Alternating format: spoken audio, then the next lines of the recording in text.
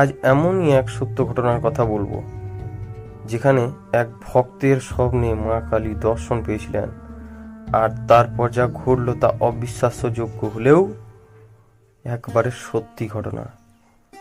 তো চলুন শুরু করি সেই গল্প।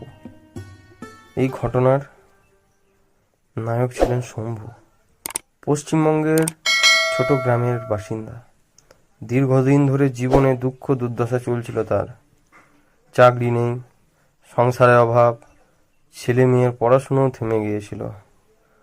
হতাশ হয়ে তিনি একদিন মনের ভিতরে মা কালীর কাছে কেঁদে কেঁদে বলছিলেন, মা, যদি তুই আছিস তবে আমাকে একটা পথ দেখাস, আমি আর পারছি না। সেই রাতেই তিনি এক অলৌকিক স্বপ্ন দেখেন। অন্ধকার আকাশের নিচে দাঁড়িয়ে আছেন মা কালী, চারপাশে আগুনের মতো জ্বলছে তার রূপ, তার হাতে খড়গ, চোখে করুণা। মা বললেন, ভয় পাস না বাছা, তোর সময় এসেছে। সকালে যে পথ দেখবি সেটাই ধরিস।